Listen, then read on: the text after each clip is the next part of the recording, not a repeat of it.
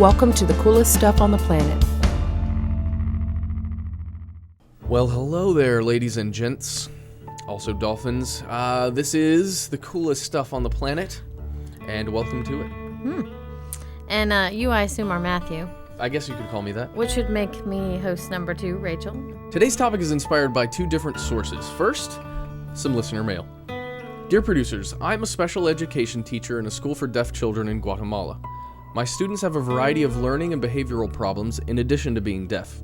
Recently, I started downloading your podcasts and decided to show one to the kids. Well, they love the podcast and asked to see more. We look at them regularly now, and the kids are fascinated.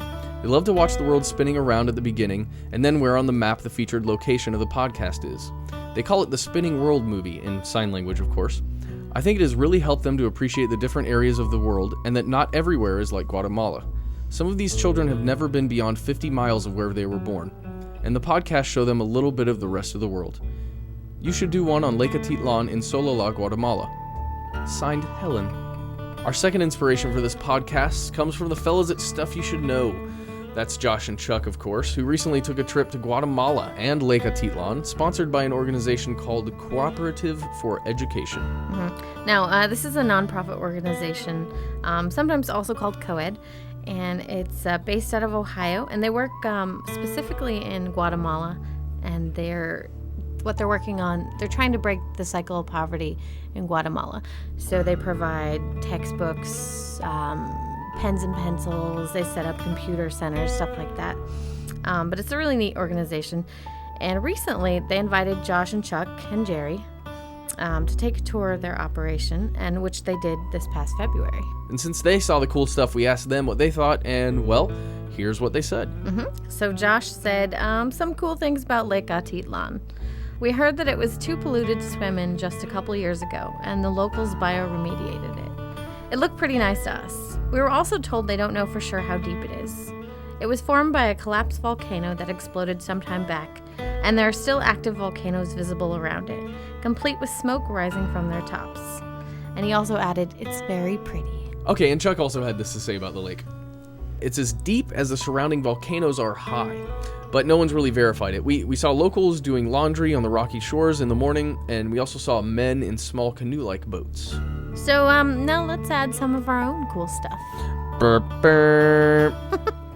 Lake Atitlan is located in the highlands of southwestern Guatemala, and as Josh pointed out, it is in fact a crater lake. Its waters partially fill up a caldera formed by this massive volcanic eruption that happened around about 84,000 years ago. Nice. It's surrounded by mountains and 3 inactive volcanoes: Toliman, Atitlan, and San Pedro. So do they really not know how deep it is? That is true.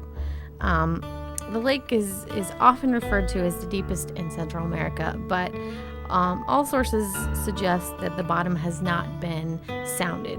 Wow. So they haven't really figured out exactly how deep it is. But the estimates are that parts of the lake are probably at least 1,115 feet deep.